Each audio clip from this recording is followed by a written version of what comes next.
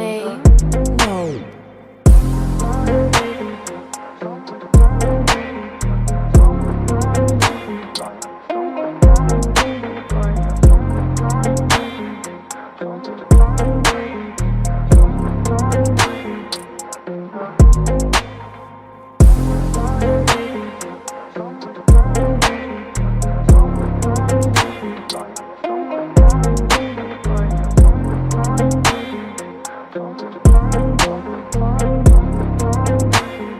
name,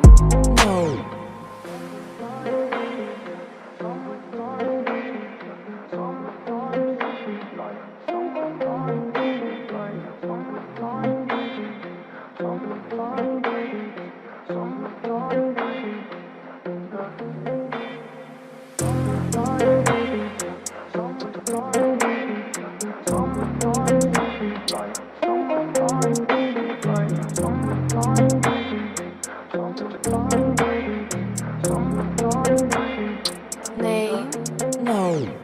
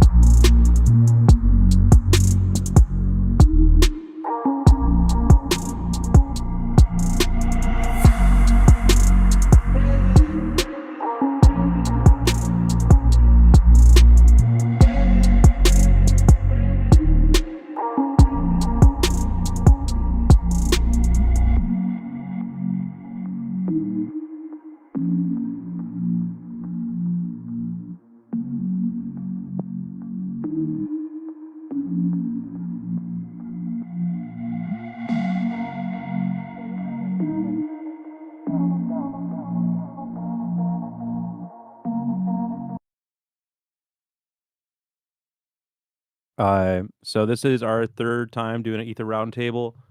I want to keep them going weekly if they remain productive. But we could go to bi-weekly. I was actually not going to do one this week. And then Alan approached me about giving a presentation, so I figured let's do it. So week one, we talked a little bit about censorship, about YouTube. I talked about materialism and versus the Ether framework, and I kind of related that to prayer and vibrations and how Ether kind of changes the paradigm, because if prayer is a vibration, then I'm sorry, I'm kind of going off on a tangent. I mentioned that we talked about the fracture in the community, about the Ether that's going on, and kind of how we don't want to focus too much on that. Instead, we just want to talk and learn. The conversation's evolving, and some people just don't seem to want to evolve with it. Earth is stationary in relation to the ether wind, and measurements have shown this. The theory of relativity is like bad code. It has to use new problem has to use new concepts to address the problems instead of fixing the problems themselves. There's a lot of problems with black holes. They rely on abstract math. And then we talked briefly about fiber optics and the speed of light. So that was week 1. And then last week, week 2, we watched a video about interferometers and how they work. We talked about how Wang used fiber optics to show linear segments contribute to interference fringes. The Miller experiments found varying light speeds at different altitudes, challenging relativity. And then also we talked, of course, about the relation of the analemma in those. And then Alan gave a fantastic presentation about the Æther framework. Reinhardt Æther theory suggests a universal ether, mathematically similar to special relativity, but more uniform. The Æther framework proposes a universal ether medium for electromagnetic radiation. So I also ran both meetings through the AI for a to-do list. It gave us like 30 action items from both of them, and they were all very broad. Learn about this, explore this. So I managed to pull out 5 kind of concrete to-dos from there. Some of which are very difficult for us to do at this point, but they're things that we can start exploring. The first of which is using interferometry to gather Earth and Æther drift data ourselves. We can also work on learning about the Æther wind's effects on electromagnetic waves. We can work on describing electromagnetic waves' relationship with the Æther, which is kind of similar to the previous step there. And then we can build systems, keep improving on building our systems for sharing information, and work on ways to overcome censorship from tech companies. So that's where we currently stand here. I'm super glad we've been doing this weekly. I hope we can keep doing it weekly. And yeah. So Alan, I don't know if you want to just jump right into it. I'm cool with that or whatever, unless Shane, if you want to say anything or whatever.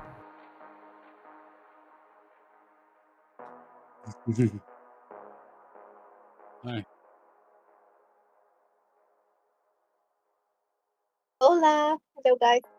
You're welcome. Yeah, give me 1 second.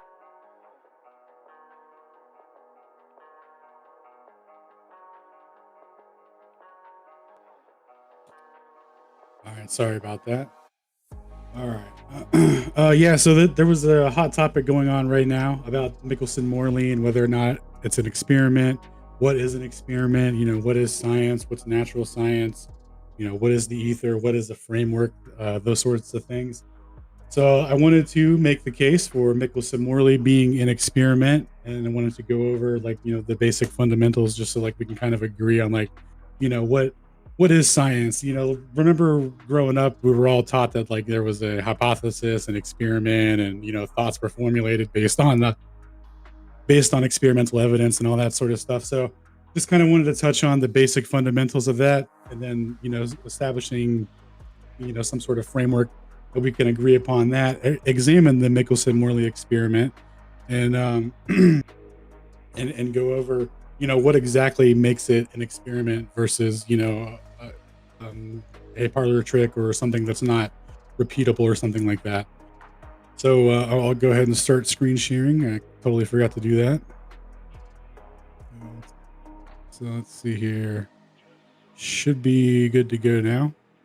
Sorry about that.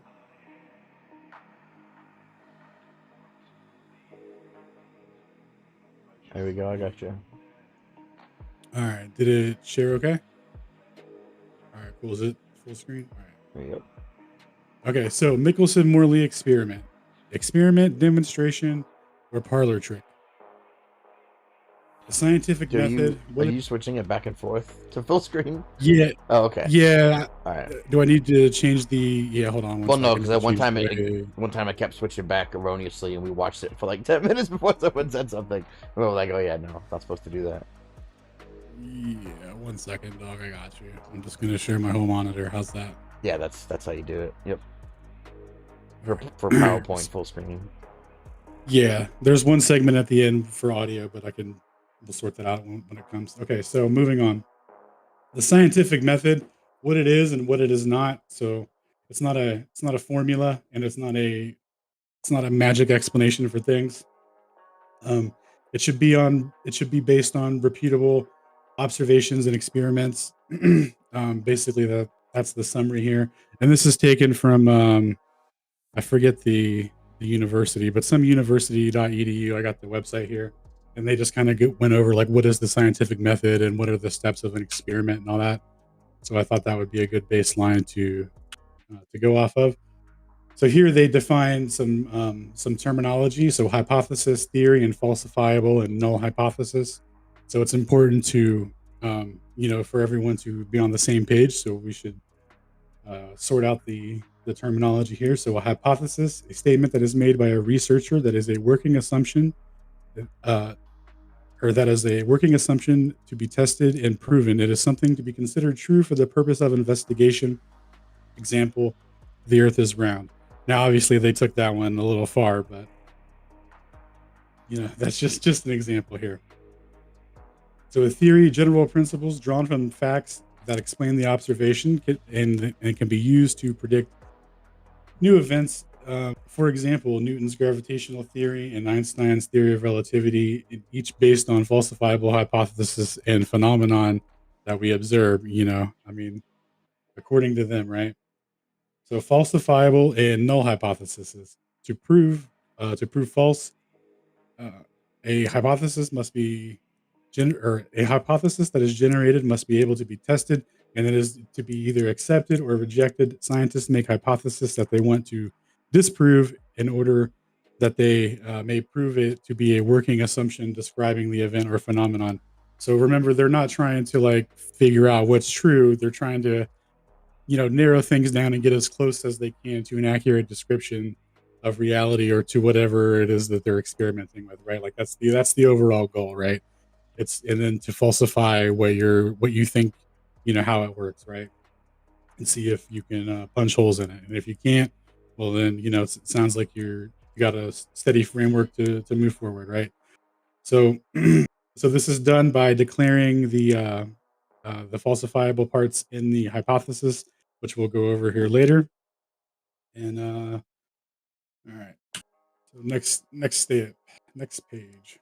So the processes of the scientific method, right? So step one, make an observation, gather and assimilate information about a phenomenon or process.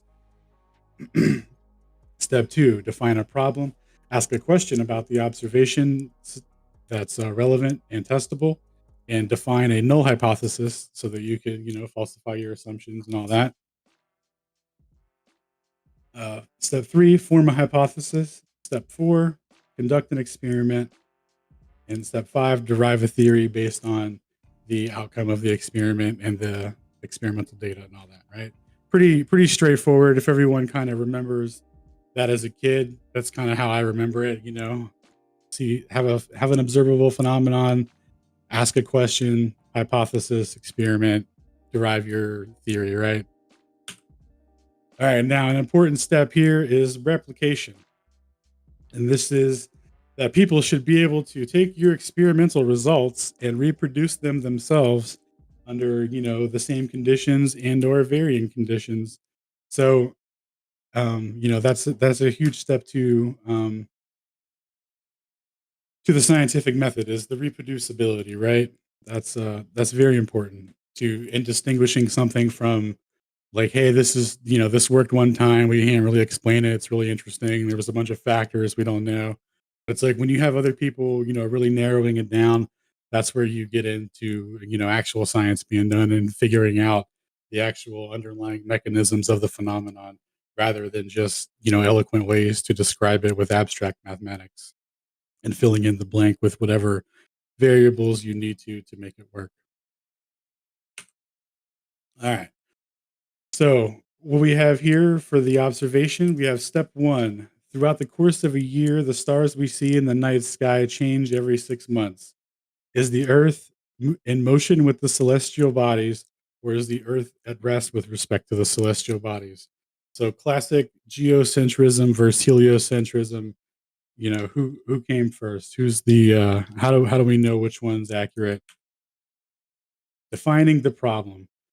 Is the sky moving or are we moving with the sky? From our terrestrial perspective and models based solely on observations, i.e., calculative models based on reoccurring cycles, there's no way to differentiate between the correctness of the axioms of heliocentrism or the axioms of geocentrism with respect to the rotation of the sky. meaning that heliocentrism's core axioms for Earth is that the Earth is in motion and that it's rotating. And for geocentrism, the Earth would be stationary with respect to the entire universe rotating around us, right? And then, other such axioms and principles like the what is it, the Copernican principle, where there's no significance, there's no center. So these all axioms would be, how do we differentiate? Because if we're just looking at things in the sky, right, we can explain it based on a sun moving. So if you're on the Earth and it's moving and it's a rotating ball and all that chasing the sun, if you're looking in this direction at this time of the year, and then 6 months later, when the Earth has gone around the sun, in the model, you'll see a different set of stars. So they have explanations for both situations. So for the geocentric, they have their circular and or elliptical and or geodesic orbits, depending on who you're talking to, right? So they have a wide variety to choose from on how the celestial bodies move in relation to one another. Now, for the geocentric orbits, you get into these really awesome paths here, and a lot of them seem to follow like a natural magnetic flux, which I'll showcase later. But right now, we'll just look at some geocentric models and the different ways that you could explain the phenomenon in the sky from our terrestrial perspective. So we have what was that? The Tycho model and Kepler's model. Uh,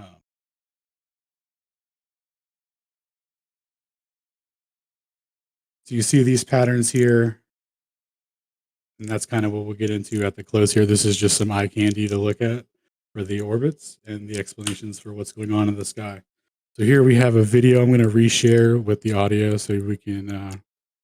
Actually, I don't think this even requires audio. So Yeah, I this don't. is just this is just a magnet hologram, and you'll see some of the same patterns as the celestial bodies that uh, th- that they can be taking. So this is just a natural patterns that are produced in nature, and yeah. So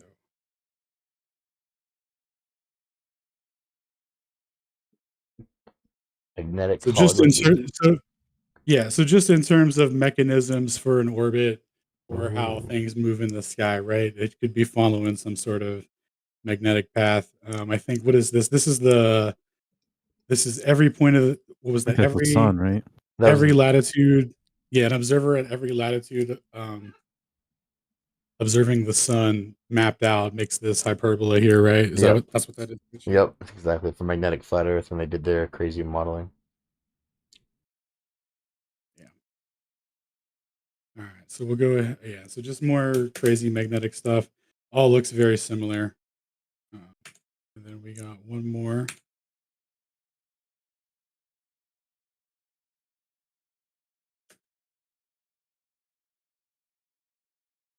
So again, if you look at the orbits from a geocentric perspective, this is kind of the path that they'll be taking. So in order to explain things like retrograde motion and all that sort of stuff, that's where you'll get these motions where it's coming in and out, and that's the geocentric explanation for it, or one way to explain it rather. 'Cause there's multiple ways you can explain it from a geocentric perspective, but that's how they came to do it, and it all follows natural magnetic patterns.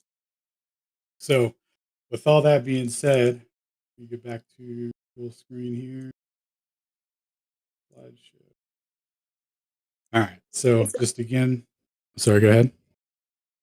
would that mean that they would be producing the magnetic pole,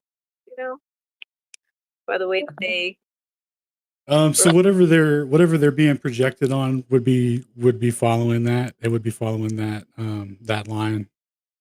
Right, it makes more sense that they'd follow like the natural magnetic flux lines of Earth, and that's why you started with the ferrocell to show you what the magnetic field lines look underneath there, which aren't usually visible. And then if you take that concept to like the planet's path over the flat Earth, it's funny because they make the exact same like motions in the same pattern. I think that's what he's trying to show. Yeah. And if you I'm sorry, go ahead, Jackie. No, I got it. I was trying to, yeah, my brain didn't connect it for a minute. I got it now. Oh, you're good. No problem. Okay. So, yep, just one more time. That's just a reiteration of that. I think that's the last slide for that. So, to move on with the hypothesis here. So, with all those models and different ways to describe the phenomenon in the sky, let's formulate an experiment here on how and what we can do to differentiate between these two models. So, for the hypothesis, we have if heliocentrism were true, based on the yearly cycles, the Earth is required to be in motion at a certain speed, a speed of 30 kilometers a second to be precise.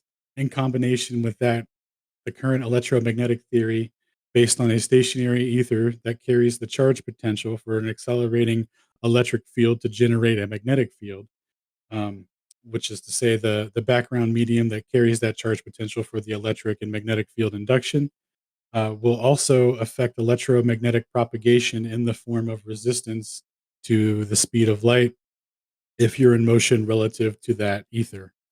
So, with that understanding of the rate of induction from C from Maxwell's equation and the etheric framework to provide the mechanism for the variance of C, Earth's orbital velocity should be revealed in the form of a fringe shift pattern. The variance in C should produce a fringe shift corresponding to the amount of resistance that the ether would have on the light beam that's perpendicular to the direction of Earth's motion around the sun at 30 kilometers a second. So imagine you're driving a car down the highway and you stick your arm out the car window and your arm is experiencing air resistance relative to how fast you're traveling through it. It's a very similar concept um, for the ether and the light beam. So if the Earth's in motion and there's that resistance, the light beam speed in which the propagation is happening will be affected by that. So we have some nulls, affirmations, and nulls here. So for heliocentrism, an affirmation of the theory would be 5 fringe shift, um, and each fringe shift will correspond to 5 kilometers a second. Uh, so if they get a 5 fringe shift reading, then they got their 30 kilometers a second, and that's a successful, or that's positive evidence for heliocentrism. Is there any If they actual get, relationship between those two things? Did you ever find that out? what's that? Like, is there any physical relationship to a fringe shift pattern to how far it would pattern? Did they just make up that whole scale? Yeah, it's just inferred. Oh, right, because they're Yeah, not they're measuring a motion and they're saying, okay, a part of that motion equals this many ticks on with this manufactured thing. And they're like, okay, we measure this yeah. many ticks. All right. No, that's just the scale that they made up. No, the only thing that it ever corresponds to is sidereal time. So when they fitted it in within a 360-degree, 1,000 mile per hour relative to the latitude rotation, that's the only sort of translational speed that roughly fits. Right. But other than yeah, um, so for heliocentrism, a null result would be no fringe shift pattern, so they're not able to detect any sort of motion. And falsified would be a slight fringe shift pattern, and we'll get into what that means with stationary with respect to an ether wind. And then for geocentrism, there's for affirmation that there would be a slight fringe shift pattern, so that would be ether wind with respect to a stationary Earth. A null result would be no fringe, meaning that the speed of light is invariant, and there's no way to use it to determine motion in this test. And let's see. And falsified would be if there's five fringes produced, because that would provide direct positive evidence for heliocentrism. And for the ether theory, affirmation would be slight fringes and um, being able to reproduce these fringes, right? And making sure that they're outside of the air tolerance. So for the null, that would be, like I said, making sure that they're repeatable and outside of the air tolerance of the device. And then falsified would be no fringe, meaning that the speed of light does not change so that there's no underlying mechanism to cause such variance. Uh, so so with all that being said, and this is all setting up for the Michelson-Morley experiment, right? So this is what this experiment was all about. The way that it's framed in modern day is that it was an ether test, and it was to test, the ether and all this stuff. it was a twofold test. It was to test the Earth's motion, and it was also to test the ether. There are multiple ether theories. There's an ether wind theory. There's a stationary ether, et cetera, et cetera. Now, the way that they interpret the ether is obviously going to be relative to how they're trying to interpret the effects based on an Earth that may or may not be rotating. So you can see where they diverged from an ether wind to a stationary ether and all that, because they were trying to, equate these effects with respect to Earth rotation. But just keep that in mind, because you'll often, if you look it up, you'll see like it disproved a stationary ether and there's an ether wind. It's like, how many ethers? Like, what's your favorite flavor? Like, it's all good. There's all the famous physicists and mathematicians and stuff that worked on this stuff back in the day all had varying theories to explain varying phenomenon, and usually it was a stationary ether with respect to a rotating Earth, because that's, they all believed in heliocentrism and all that. But uh, it's just a framework to interpret the phenomenon, right? So these are actual effects that are happening, and it's like, well, how do we explain the effects, that are going on? And the reason that they have an ether, right? The reason that there's a variance to see is that the ether is what is facilitating that mechanism. Dude, that's a really good way to put it. They're observing this phenomenon, but they're observing it from the framework of a moving Earth and a stationary ether, and we can interpret the same phenomenon from the framework of a stationary Earth and a moving ether. So that's the trick that they've been playing the whole time.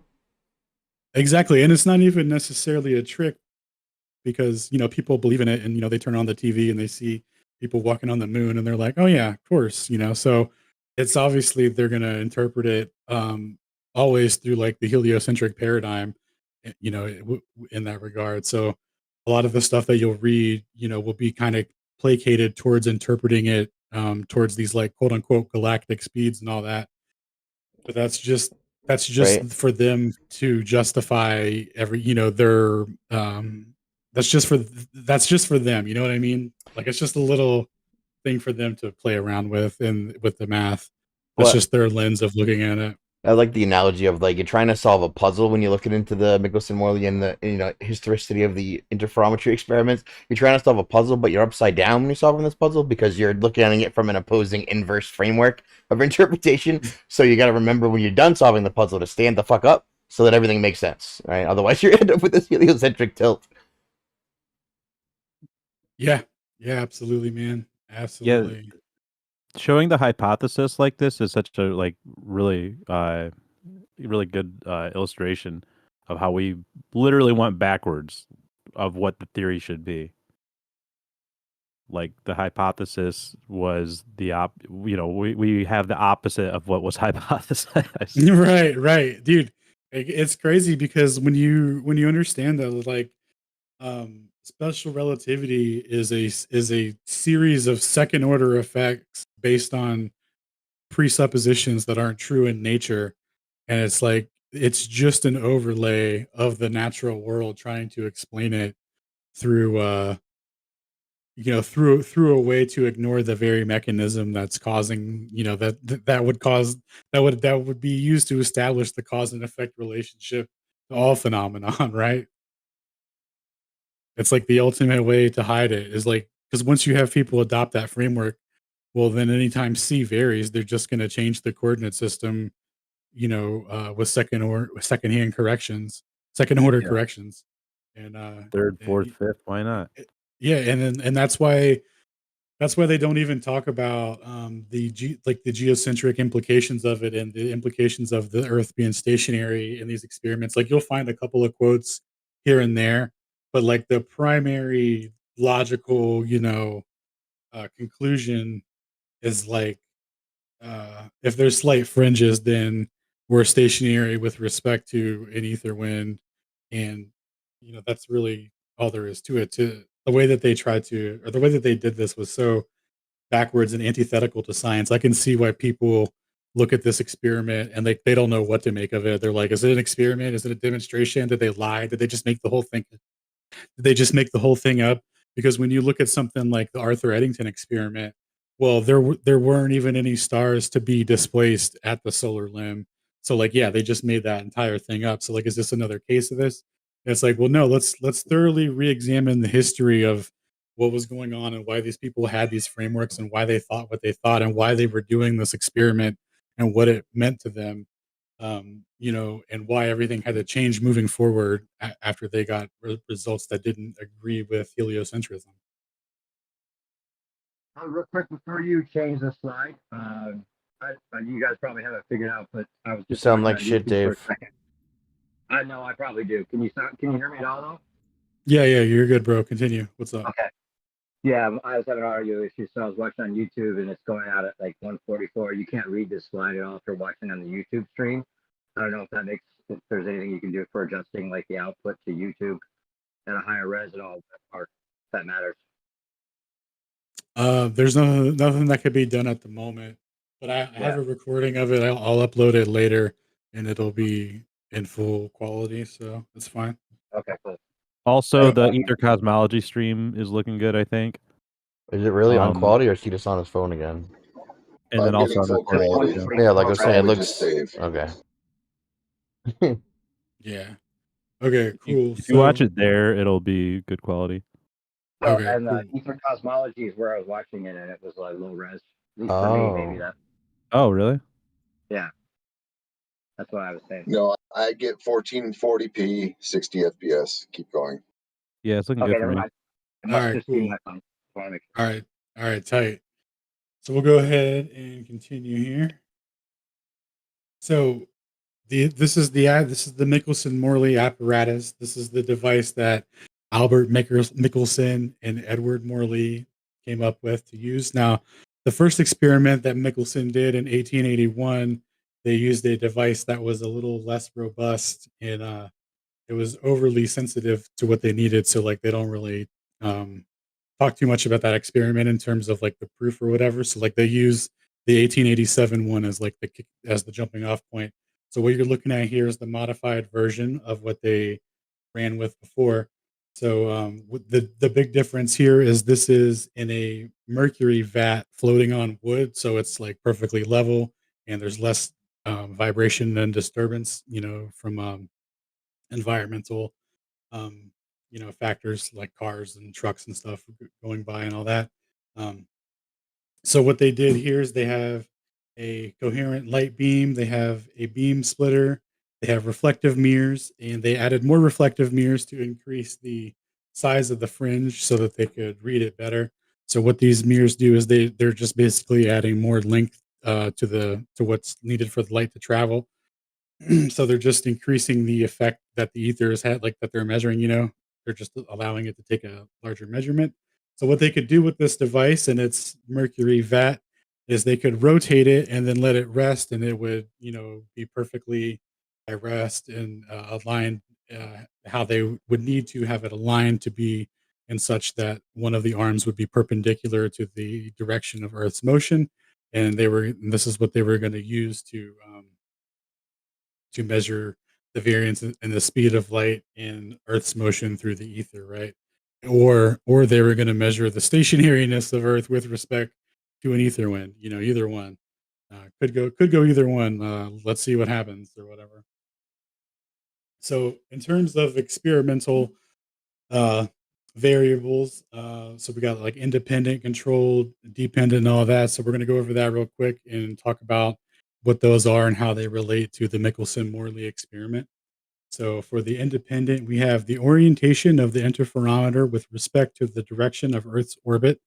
The apparatus was aligned in such a way that an arm would be perpendicular to the direction of motion, and it will experience resistance to a stationary ether, causing a variance in C, which will produce a fringe shift pattern. Changing the orientation of the apparatus and observing the fringes will allow us to interpret and establish a cause and effect relationship with what's causing the fringe shift pattern. Is it the orbit? Is it just a random thing? Is it happening? Is it an effect happening outside of the confines of the assumption of the orbit? So that's that would be the independent variable for heliocentrism, right? The direction of orbit, and this is how you would verify that, right? So the working assumption is that's true. So we're aligning the interferometer in such a way that that a stationary ether would, create ether drag, and there would be a variance in C, which we could use to measure the Earth's orbital velocity, right? So, interpretations of the result regarding the hypothesis detecting Earth's motion: 5 fringes, each fringe corresponding to 5 kilometers, would provide positive evidence for heliocentrism. No fringe or a slight reading. C is invariant with respect to the source or observer in combination with special relativity, which is second order effects. Um, that could be used to formulate a theory to explain it, and that could be used for positive evidence for heliocentrism if you're down with believing in second order corrections. Slight fringe. The Earth is stationary with respect to an ether wind. Positive evidence against heliocentrism. Okay. So experimental variables. The dependent variable is going to be the fringe shift pattern that is produced based on the variance of the fringe is either going to be produced by Earth's motion or a stationary Earth with respect to an ether wind, and the strength of the reading will help us interpret that. And of course, isolating the other control variables such as temperature, heat, altitude, all that sort of stuff. The materials used in the interferometer changing locations, all that sort of stuff. That will help narrow down and establish that cause and effect relationship with the independent variable, which is again trying to establish, is it Earth's orbit around the sun, or is it a stationary Earth with respect to an ether wind, with respect to the universe rotating around us, right? All right. So the controlled on these experiments would be the vibration of the apparatus. So accounting for that by putting it in mercury so that it floats evenly and level, and increasing the mirrors so that the speed, or so that the distance that light has to travel is increased so that the effects are easier to read, and then taking the readings at different times of day and keeping the device orientated, with respect to Earth's assumed orbit, so that you can isolate it. Like, is the Earth rotating into the orbit? Is it rotating out? Is Earth's rotation affecting it in any sort of way? So they took the readings at different times of the day um, to help establish that as well. So this is a topographical view of what the paths of light of the light beam looks like after it hits all the reflectors and beam splitters and hits back and then hits the photographic plate and all that. So uh, that's what that looks like. So these are the results that they got. So these are your two different readings, or I'm sorry, these are your two different times a day that these readings were taken here. And the dotted line is the projected amount that they predicted for heliocentrism, right? And the lower amount is for geocentrism. I'm just saying that this is for. They didn't say this in the paper. I'm saying this. This would be positive evidence for a stationary Earth with respect to an ether wind. So if there's a slight fringe, or a fringe that's over um, over one fringe, it's over the air tolerance, but it's not, some crazy high number where it's like, oh, okay, maybe it is, maybe we are moving or whatever, right? So again, this is the total results for both times as well, or I'm sorry, for both time periods. So again, the predicted results, they needed that fifth fringe. They got just over one fringe. So their interpretation was that it was between 5.5 and 6 to 7 kilometers a second. So step 5 of the steps that we laid out earlier: conclusion and deriving a theory. The experimental results of the fringe produced was 1/6 to 1/8 of that required for a positive first order measurement of Earth's orbital velocity. Theory 1: heliocentrism. Attributing the slight fringe to air, pot, or attributing the fringe to instrumental air. Postulates based on the invariance of C regarding the source and observer can later be used as a mathematical framework to reinterpret the experimental results with, i.e., the Lorentz ether framework, and later renamed special relativity, through second order corrections, time dilation, and length contraction. With under this new framework of the assumed invariance of C, the slight fringe produced in the experiment is produced by the mechanism of space-time contracting the apparatus slightly so that it doesn't give a full 30 kilometers a second reading. It gives a 5 kilometers a second reading. So that's the explanation, or that's the steelman of the interpretation that they went forward based on the results. So note, in special relativity, an observer outside of Earth's reference frame would not see a fringe pattern if they could observe the Michelson-Morley experiment being conducted on Earth. So if you had like a magic telescope and you were on the reference frame of the sun and you were looking at people doing the Michelson-Morley experiment and you could see the fringe pattern from there, you wouldn't see any fringe pattern. It would be because the speed of light is the same, that you wouldn't experience the length contraction that we're experiencing. But from our reference frame, we measure a slight fringe. So that's the interpretation that they went with there. It's like having like a mathematical imagination. Yeah. We can mathematically imagine it. So More there you go. more accurately, a mathematical coordinate system with a specific set of metric tensors that I can fit to literally any physically plausible information to make my model work. Absolutely. Well said. So another interpretation though. So step 5, conclusions and deriving the theory. So remember, we can interpret, this data ourselves, right? Like this is just an interpretation, right? It doesn't, just because they interpret it one way doesn't mean we have to. So another way that you could interpret this experimental data without second order corrections or postulates is the Earth is stationary with respect to an ether wind that follows the sidereal rotation of the sky.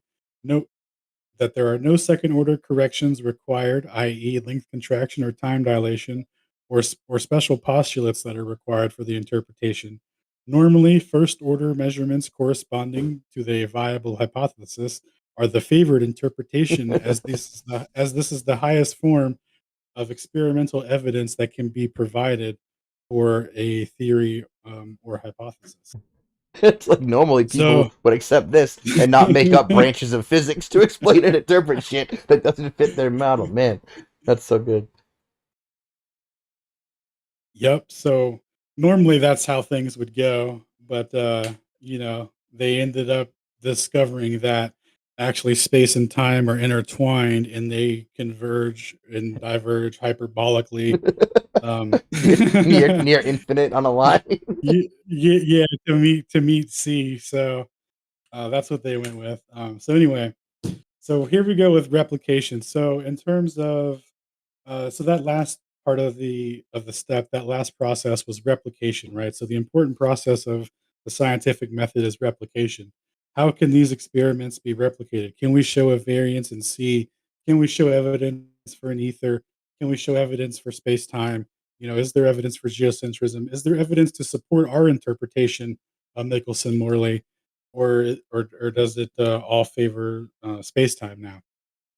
Well, let's look at the experimental evidence since Michelson-Morley. So, starting with Michelson-Morley here, 1887, on the relative motion of Earth in the luminiferous ether. That was 1887. And then in 1993, we have George Sagnac, who came through with the existence of the luminiferous ether demonstrated by means of the effect of relative ether wind on a uniformly rotating interferometer. So what he did is instead of aligning a device perpendicular, to the direction of Earth's motion and all that, all he did was just have a device that was constantly rotating at a fixed amount, and that rotation produced a fringe shift pattern, and through that, they, there's an example of uh, of the speed of light varying, right? So they said in special relativity that because the device is rotating, it's a non-inertial reference frame, and therefore special relativity doesn't apply, even though they have other ways of deriving circular effects in special relativity. For this one, there was a big no-no. They decided that they couldn't do it for some reason. So anyway, while they were struggling to come up with that until 1918, it wasn't until 1918 through the general theory that they were able to explain the Sagnac effect using metric tensors specially placated to describe the conservation laws on the small scale so that they could say that the rotating interferometer was producing pockets of time dilation and length contraction, and link that through linked by the equivalence principle, um, and all that. So that's how they ended up scooping up the Sagnac effect. But shortly after that, the Michelson and Gale and some other guy got together in 1925, and the Earth's rotation on and the effect of that on the velocity of light. So what they did is they just built a big rectangular interferometer, which we'll get into. Actually, kind of reading ahead of all these, I'm going to show you the graphics for all these as we're going to go through them and not just talk about them. So I apologize, got a little carried away. We'll just uh, we'll just continue on as if I did this properly. So, recapping on the Michelson-Morley, they had their predicted fringe amount and the amount that they actually got for both readings. And this is just recapping on the control variables. So, this is where they were accounting for the vibrations, the mercury pool, and all that, and taking the readings at different times and all that stuff. So second, we have the Sagnac effect. So this is the rotating interferometer that I was talking about earlier. And what he found was that there is a fringe shift pattern produced by the rotating interferometer. And of course, this, they relativity didn't want anything to do with this until they could explain it later with the general theory. And then while that was happening, Michelson-Gale came along in 1925, and they built a giant rectangular interferometer. So same exact concept here. So light enters here, splits, hits these reflective mirrors, bounces back, recombines, hits a photographic plate, and you get a fringe shift pattern. And what they found is that relative to the latitude, there's a fringe shift that matches the sidereal rotation. So similar to how they say on the globe, you're rotating 1,000 miles an hour at the equator. Well, at the where was this done? I think this one was near Cleveland, I think, or somewhere near, or maybe it was Chicago. But anyway, relative to that latitude or whatever, the fringe shift pattern corresponded to what would be like about 750 miles per hour if you were going to get the translational speed. So it was like roughly matching that for the interpretation of the what's it called, of the sidereal time, and that's with no relativistic corrections or anything, using a framework that explicitly measures relative motion against a fixed background. So using a fixed ether framework, and that's just the how they're like mathematically um describing it, right? So what they did for the equation there is it's just they're just comparing the relative speed of the light that went from traveling in the north south poles and the east west poles, and that's where they're got their fringe shift pattern and all that. And then we have Dayton Miller, who continued the Michelson-Morley experiments from 1905 to 1925 and published two publications on his work, one in 1925 and a final summary with additional corrections and reinterpretations in 1930, where what he was measuring is so someone's echoing. If you could settle that for actually, I got it. Oh, yeah. So what he was measuring was during the equinoxes, the sun has to move at a certain speed. Now, in the heliocentric model, this is where they would be saying on the elliptical orbit, the sun is slowing down and speeding up. Yeah. So, uh, yeah, just so this is where they're saying the sun is slowing down and speeding up. So this is what Dayton Miller was measuring. Now, the way that he was measuring it, though, the way that special relativity came into effect, they said that Dayton Miller couldn't be measuring these because this is under an etheric framework and heliocentrism under the mechanisms and the framework of which they were taking everything. They had no way to explain this, so they ignored these experiments. But what Dayton Miller measured was speed fluctuation change in the ether relative to the sun, as it would have to change speeds in the northern hemisphere and the southern hemisphere to maintain the 15 degrees per hour. So on a flat Earth, like how we get the analemma and all that, because the southern hemisphere is clearly bigger, and but the sun has to move at the same speed because we get the 15 degrees per hour, right? So that translational speed to keep up with that fluctuation is what Dayton Miller measured to the day with interferometry, where the fringe shift patterns reach their minimum and maximum dimensions on the day of the equinoxes. Um, so he and that was through 5,200,000 experiments. And what he was doing primarily is he would do a set of experiments, and then he would get critiques and feedback, and he would do all the control variables, address all the critiques, and just keep doing more and more experiments. And this is the summation of all the data that he collected. When you plot it against sidereal time, there's a direct cause and effect relationship with what he's measuring, with the translation and motion of the sky. When you plot it against diurnal seasonal time, i.e., daily temperature effects, there's no cause and effect relationship with the fringe shift patterns produced. And so, and even Einstein acknowledged that if Dayton Miller's work were to be reproduced, then general theory and special theory gets game over. There's no way to interpret it through relativistic means. It would be a direct contradiction to his theory and all that stuff. And we're going to look at some people that actually reproduce Dayton Miller's work and provide positive evidence for the etheric framework. So before we get into those people, we're going to get into DeFore and Pruner. So these two gentlemen. So the SAGNAC device was the circular interferometer that was rotating, right? And they special relativity said, well, because the device is rotating, we don't care, right? Well, this guy just made a circular interferometer and he didn't rotate it. And he produced the same effects that were shown in Michelson-Morley. He produced the same effects that were shown in SAGNAC and Michelson-Gale.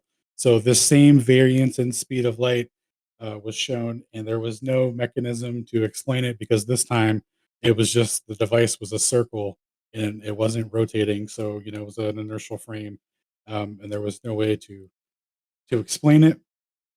And that was done in 1942.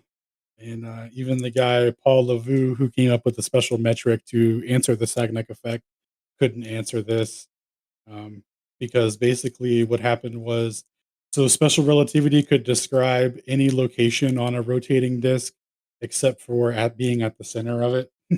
In this case, because it was stationary, and how it would affect or how they would calculate the motion. So it actually, so when they're like, "Oh, all reference frames are equally valid" and all that stuff, well, it gets contradicted in that regard on this, through the math, and they go over that here in the paper. And so in 2002, we have a replication of Dayton Miller. So remember back to the legend that was measuring the sidereal rotation of the sky and a fluctuation of the ether relative to the equinox to the day. So this effect was reproduced with optical bands and with radio millimeter waves. Um, so two different apparatuses, two different wavelengths, two different types of electromagnetic propagation, and the effect still produced, still persists, and it still reaches its minimum and maximum dimensions on the equinoxes to the day. And here's the data for the other one that the same guy did. Do you mean on the equinox or on the solstices? What's that? Do you mean that? So, like, did he measure the max and min to correspond with the two solstices or the one equinox for the year? Right. Yeah, the two solstices. Ah. Sorry. So Yuri Galev, same thing. Or I'm sorry. Yeah, that was so Galev. This was his second experiment, following the same thing. Got the same readings, and this is 2004. This is the generalized Sagnac effect. So this is a pivotal moment in history. Actually, this I think should be one of the, so similarly to how the Michelson-Morley was one of the biggest experiments in physics, because it was a big moment where it was like all these theories came to a head, right? All, like, they finally had a way to measure these and figure things out, and it was all hinging on the interpretations of these experiments. So the way that they co-opted the experiments. I'm sorry. The way that they explained the Sagnac effect, the rotation, is that they said that this effect is explicitly due to rotation.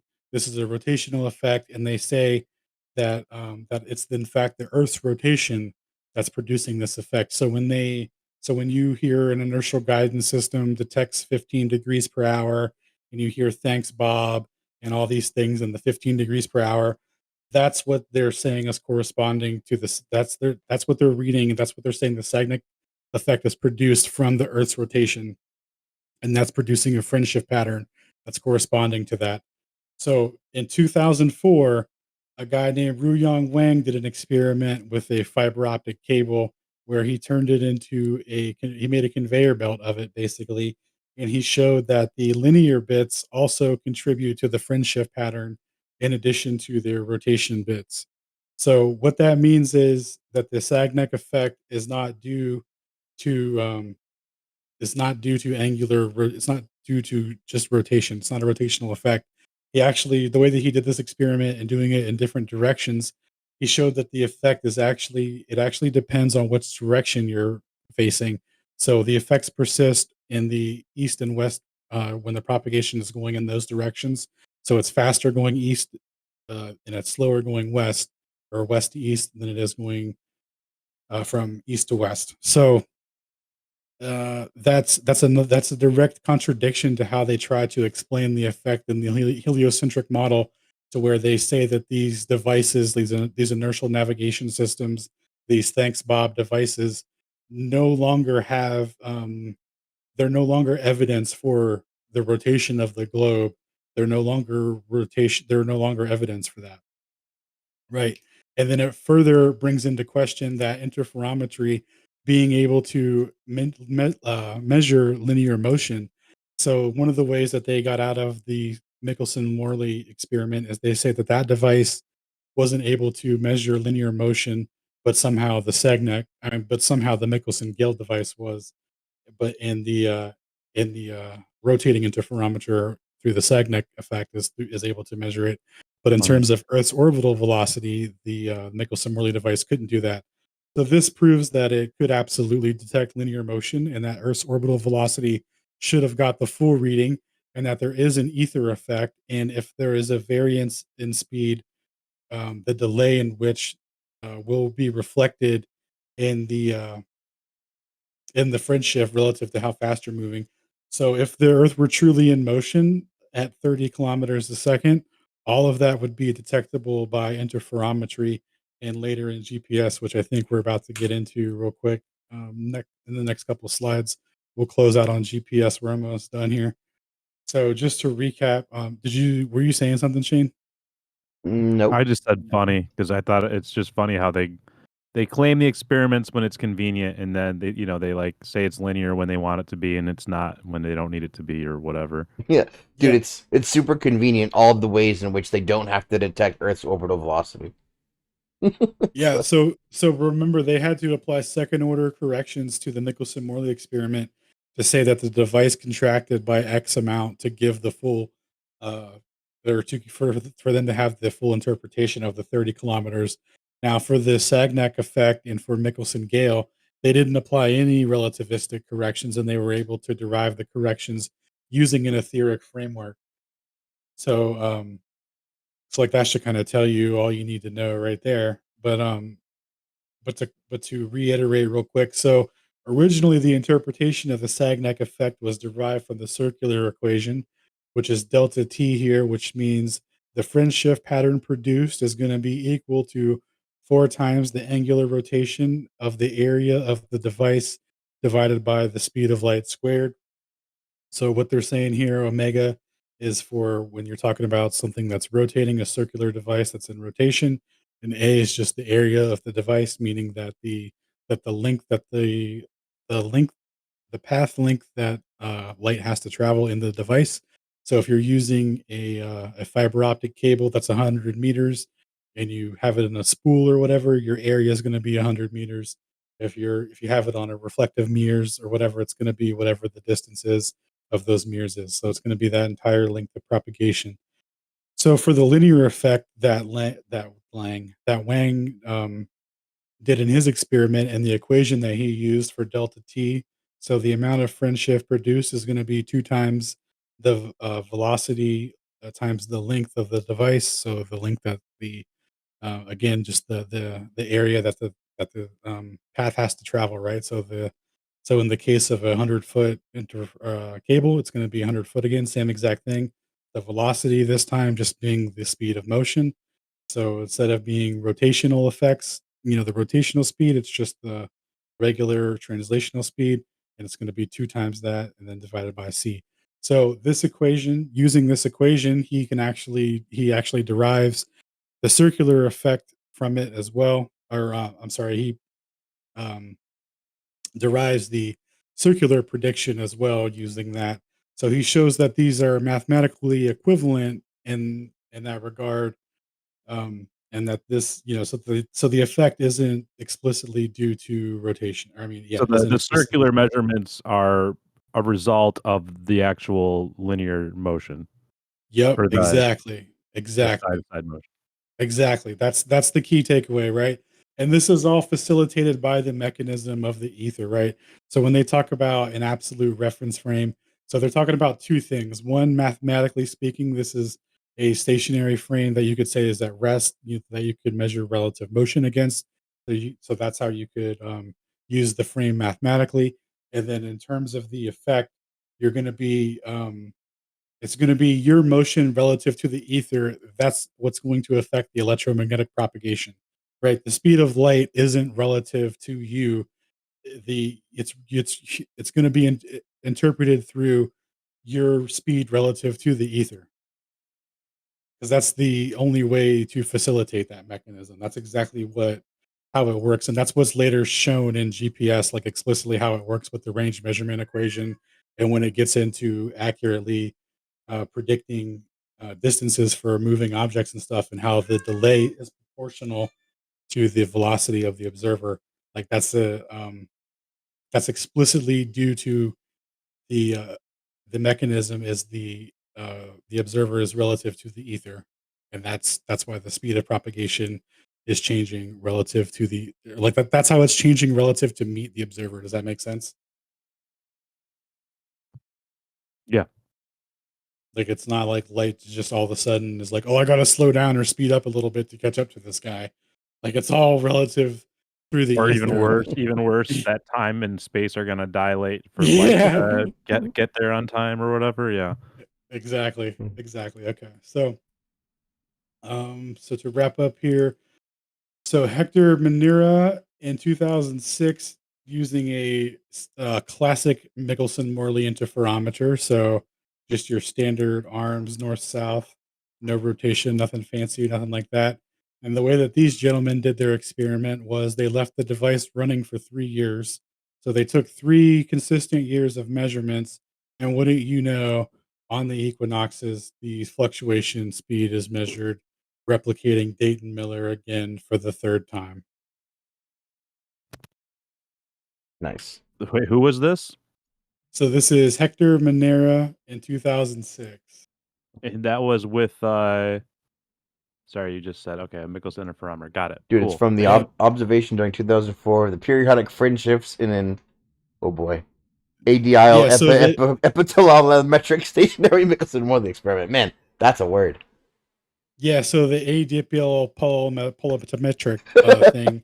What that word means is constantly running and not ending. So they Nice. left the device running for Couldn't 3 years straight. couldn't they have just said perpetual or something? Like whatever.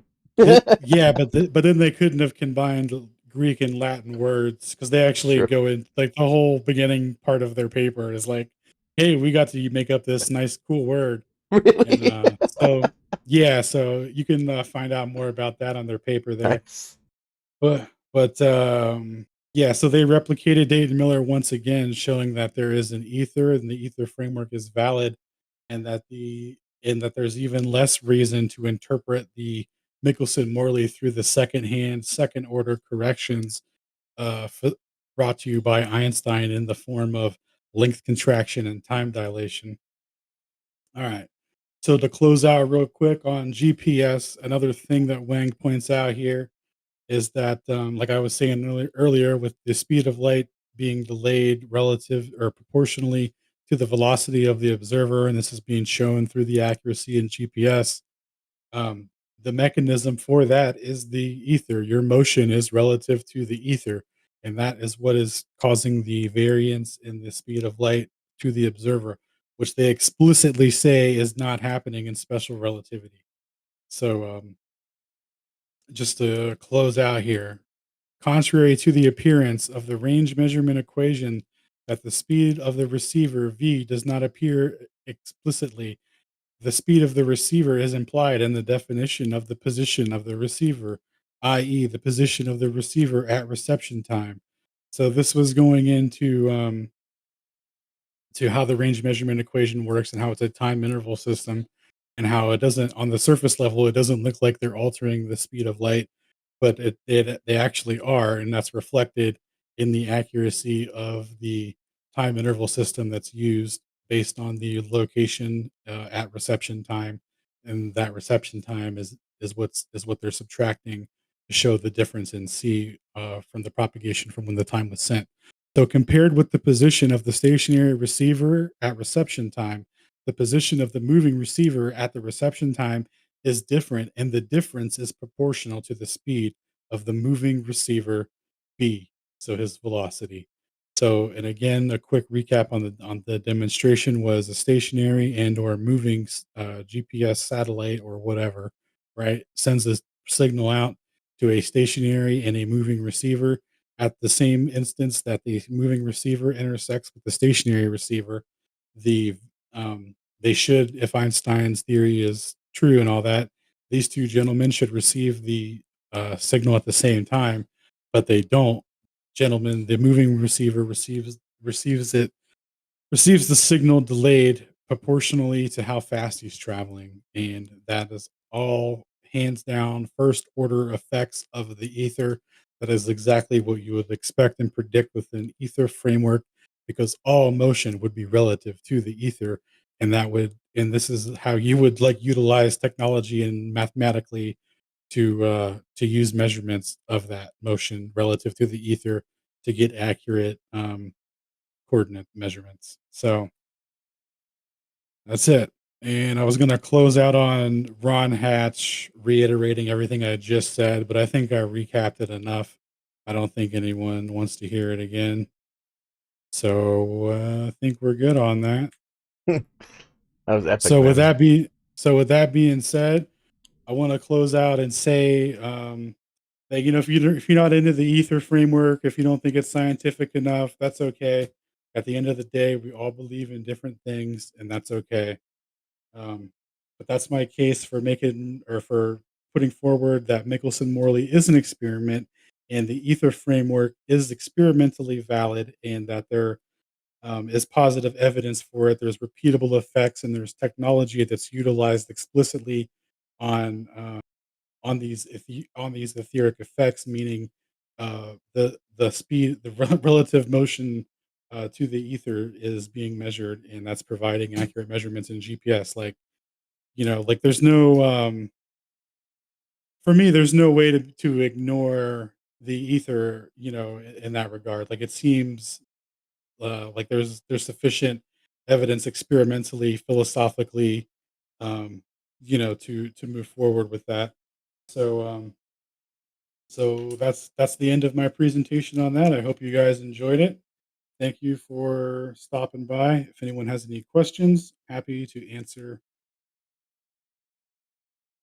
That was awesome. No questions off the top of my head, but man, thank you. Like that was fantastic. That was Man, like my favorite one yet. right? This is so good. This just nails it home. It's you gotta so everyone has been measuring motion since the beginning of people taking measurements, right? You can interpret it in the two basic frameworks, which are inversions of each other. You can have uh a, a moving Earth and a stationary ether, or a stationary Earth and a moving ether, and there is no other camp. So other people who don't believe in an ether framework, I don't understand how they interpret the results of these, say, 5,200,000 Dayton Miller interferometry experiments, clearly measuring a motion and a difference in motion of some fucking kind.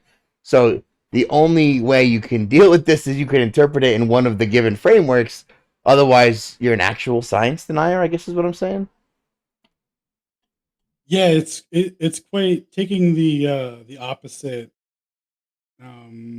position on it or whatever, really inverts it in that way where it makes you like anti-science, like in the way that you just described. Because, like I said, the previous framework of interpretation was the ether. Now, obviously, they had different frameworks, and they were trying to explain different phenomenon, and obviously through the lens of heliocentrism. So they were trying to put it through the Earth's motion, to get everything through it. So there's obviously going to be, some incorrectness and biases and things in there that don't make sense.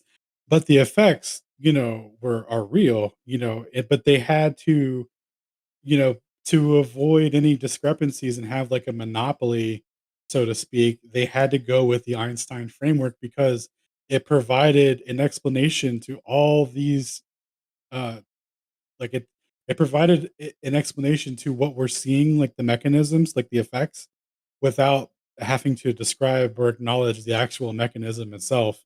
And you could just say the abstract math is responsible for it.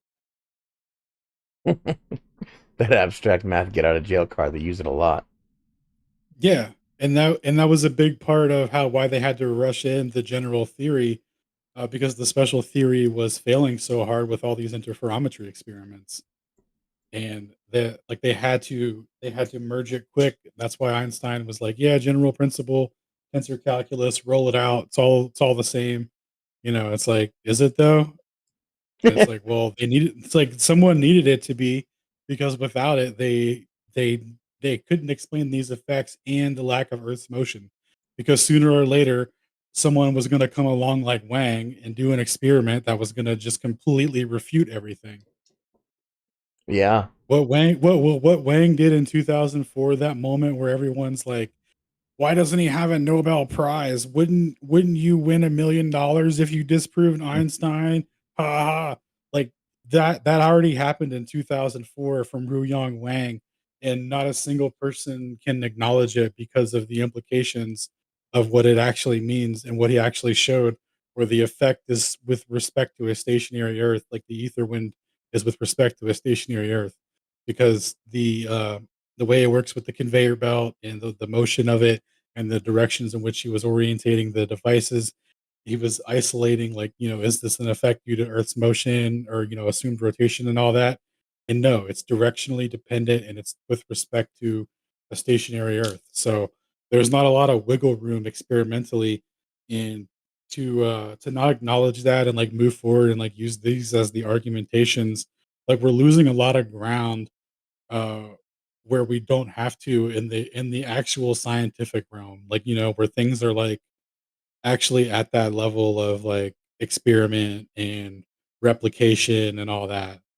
It's like we just have to start talking about it more, bringing it forward, because everything's already been done. Like we have all the experiments, we have people repeating the experiments, we have a whole collage of experimental results of replicating the variance in the speed of light and showing that there's no orbital velocity. And if there's no orbital velocity, then the axioms upon which heliocentrism rests are not true, Yeah. directly, observably, and measurably in nature. Yeah, we So can't. there's no, yeah. So it's like, that's a wrap, these are, so yeah, I hope this helps bring in, or like, interest people in the experiment, because it is, like I said, or I think Shane said, it's a real barrel of snakes to try and figure out what went on here, because of what they had to do and what they had to hide, because of the implications are so profound.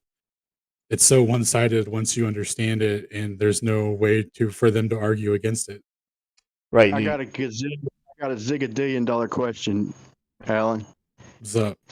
Okay. In the interferometry, okay, if they know which path that the lasers, whatever, the photons are taking, how are they getting an interference pattern? Ain't that supposed to collapse the interference pattern, right? So just wanted to throw that out there. They forced a path that's supposed to collapse the interference pattern and the wave function. Mixing up experiments, Brian. Figured I'd throw that out there. That right there, that knowing what path light goes doesn't mean shit about anything. It's not a variable, independent variable. What? Right?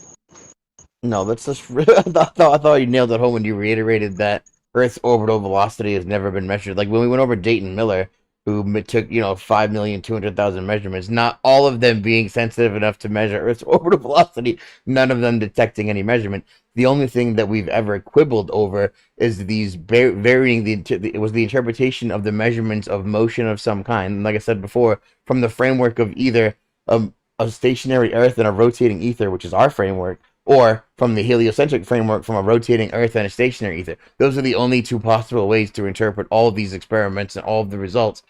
So people who go outside of that and say that it's not science, or like they choose to not interpret this motion at all, like I don't know what those people would say. It's top-notch science, dude. It's fucking ridiculous. But dude, that's what Toon tried to when I talked to him for the first time, and I brought up Michelson-Morley. This is probably about 4 years ago, and he tried to tell me that they do measure the orbit around the sun. He's like, they measure the daily rotation and the orbit around the sun. He's just saying anything, dude, back then. Ridiculous. But I didn't have this artillery, you know what I'm saying? I knew it was horse shit. I knew he couldn't, prove it, but it was his channel and everything. I wish I had the artillery back then, but at least we have it now. Good work, Alan. Thank you, sir. That is a linchpin, dude. The Earth's orbital velocity. I can't believe anyone would have the balls to say on the internet that, yeah, we've measured Earth's orbital velocity at 66,600,000 miles around the Earth. Yeah, we've definitely measured it, because nobody ever has and nobody ever will. Experiment. What I was trying to tell him when I went on that subject is that the hypothesis would basically be. I mean, you could form a few hypotheses really, but just one of them being, you could form it for any of the experiments, the stars moving, and what's causing it. Is it the ground moving, or is it the sky moving? And then QE freaked out on me. You can't manipulate the ground. I'm like, yeah, the fuck I can, dude. Like, dude, I could move my instrument. And on the ground, I mean, what are you talking about? I could put it on a conveyor belt. I could put it on a track. I mean, I ain't talking about moving the whole damn Earth, dude. I'm just, But anyway, to me, yeah, we could easily formulate a hypothesis. But I mean, that was the hypothesis for Aries failure, right? What the fuck are we talking about, Brian? Whether it was the telescope moving or the stars. And but yeah, that's definitely, bro. People who claim it ain't science, I don't buy it. I'm gonna defend you every time. Yo, I see Cyrus is here, but he wasn't here for any of the stuff that he should have listened to, I think, so that he can agree with us. Oh, that's okay. I got you. Yo, Cyrus, do you agree that differential equations describe the ether when they're talking about electricity?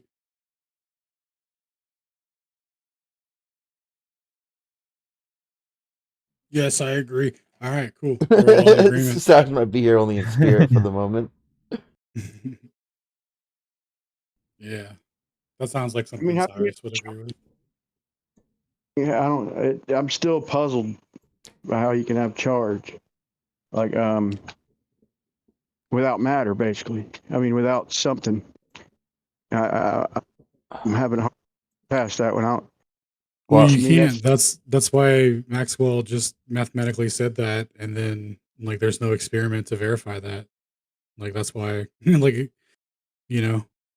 it's a real stopper or like brain stumper or whatever. But the only explanation is that there exists a mathematical explanation. Is that some guy said it doesn't have to. Yo, we got YouTube shorts for everything now. Oh yeah, dude. Yeah, You guys make it easy, man. Nice. Who's that? I want to see. I want to put me in, coach. Who's making shorts? Toby, the guy we all just publicly congratulated, Leaky. Gotcha. Okay.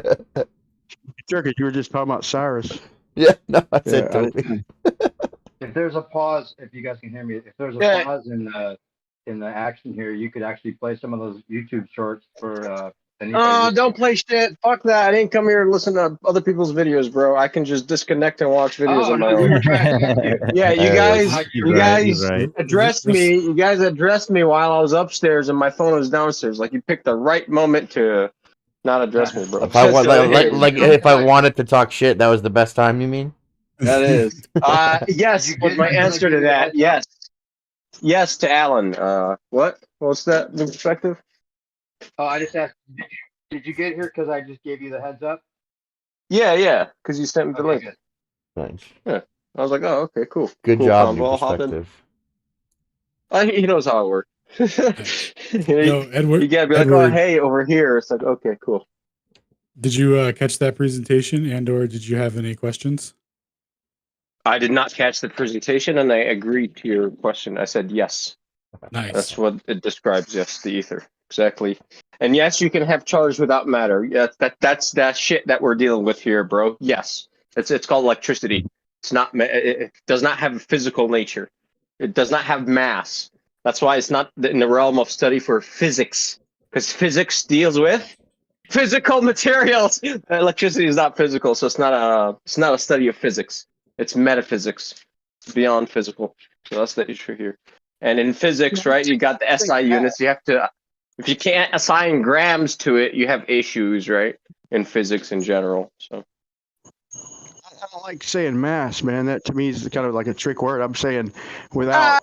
just take it colloquially, bro, as the amount of stuff. There are no trick words. Yeah. man. You know, I was like, Yeah, come let's on. just Come go on. with the classical mass equals the weight, no relativistic Yeah. corrections involved.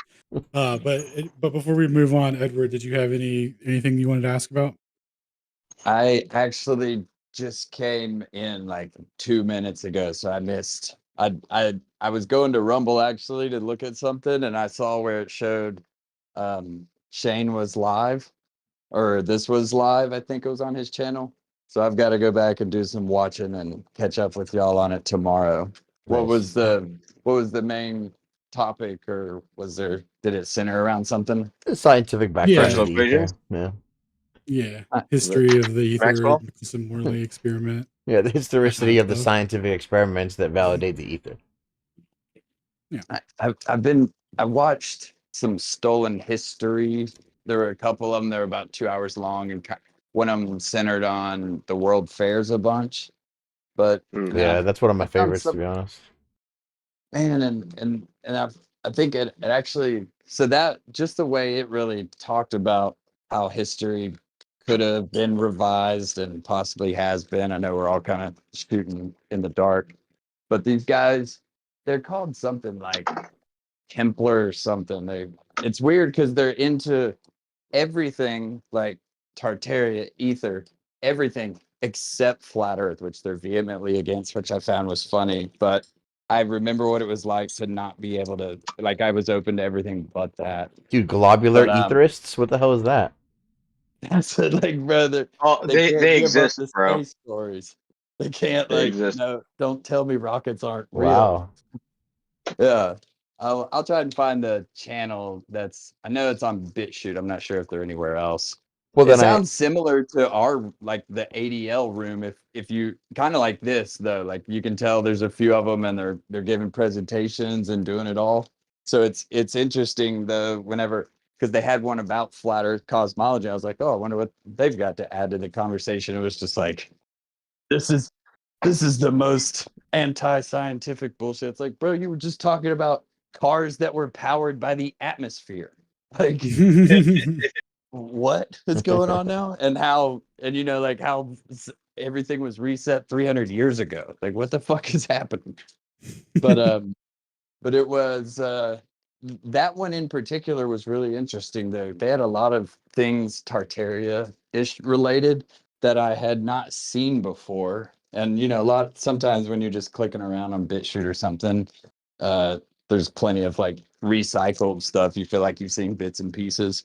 But I'll try and find that one for y'all, because that one, especially, like a car being talked about in a newspaper, and it just has these two kind of like almost like what you see on the top of the buildings with the steeples and things. Like it just has two of those poking out from the front near where the bumper would be. and it's like, oh, car powered by the ethereal atmosphere. I did not see this one before. So, but I'll definitely look into this, and I'm sure I will have a question. Probably be able to listen to it tomorrow sometime. Nice. Thank you for double checking though, because I'm bound to have some question. Yeah, dude, that's what's up, bro. Yeah. Hope y'all are well. Like we were shooting the shit a little bit last night, and then ended up getting a phone call. So it was just like, I don't know, Discord. I wish there was, like, while you're on the phone, there would be some sort of a, hey, I got a call. Yeah. But it's always good hearing y'all. They can always make an ignorant soundboard that says that, and you could press it every time you get a call. That's it. Yeah. It's out. Well, anyone else have anything Ether related to add, or we can round up the stream? We're at an hour and a half now. I want to make it watchable for people on BitChute. Speaking of BitChute, everything on BitChute is automatically good. Cyrus just got here. All he did was agree with what Alan was asking. Cyrus, do you have anything, since you missed the last one, is there anything else you want to add to the Ether discussion before we round out? You missed all this one too. Yeah, I missed everything, so I don't know what to add. Like, it's weird. It's a weird thing to put on the spot. Like, I mean, Ether is awesome. That's a good addition. Okay, Michelson. Yeah, it's not my wheelhouse. I'm a JJ Maxwell sort of dude. I'm a electricity ether dude, like sort of. Chemistry, I'm getting into it too, like the etheric side, because those guys back in the days, they resisted the Einstein the most. Actually, like, it was so weird. The chemists, they were really the Mendeleev followers, which, you know who was? Tesla. He was also big in Mendeleev's work, and it's very interesting how the chemists really clung on to the ether for their chemistry, and they really didn't like the Einsteiners. Like early plasma physics, right? Now they're like the EU, like the universe. They're way like they're just like the of people like that. You know, they'll do presentations to crush relativity and move on and go with real world shit, dude. Like that was early plasma physics, man. That's awesome. Mm-hmm. Yep. Yeah, it all came, like the chemistry, the realm of chemistry and stuff like that. It all really came from electricity post. Some was pre, and a lot of it was post, right? They go together hand in hand, right? So because our first discoveries of electricity are electrochemical before, you know, anything magnetic or whatever, anything like that. Fascinated by electrochemical shit, dude. I'm literally fascinated. It is. It's I would my love to know what's hobby. actually. I don't know what's going on. Fucking with that, dude. It's baffling how the shit works. Dude, just by putting you know, metal plates together and with oxides and getting all. I mean, it's just crazy, dude. It's crazy the way that the chemistry and it's fascinating. You could never learn everything, dude. It's just they're gonna tell you. Information. They're gonna tell you it's not that crazy. It's just a flow of electrons from metal to metal. They're just gonna explain it away like they can see these things. We're gonna wrap up the stream real quick. Yeah, we'll wrap it up here. Hold on, I'll go back. Yep, give us 1 sec. All right, thanks for tuning in. Appreciate everyone coming out. You know, if you have any questions on whether or not Michelson-Morley was an experiment or whatever, or someone, you know, disagrees, link in this video, see their thoughts on it. You know, figure it out for yourself, and you know, when you look into these things for yourself, you'll have a much better understanding. And I highly recommend doing that, because when you understand this, it's the most profound scientific proof and first order measurements that we have. You know, so we should start using it and not throw it away. Caught up in emotion that's not even yours. Imposter truths like impeccable retards. Lined up for your serving of gish galloping wars. No remedy can save the lost. In love with the yarn. I'm tired of walking into refracted shards. Poor science displayed by disgusting bards. Soaked in sin with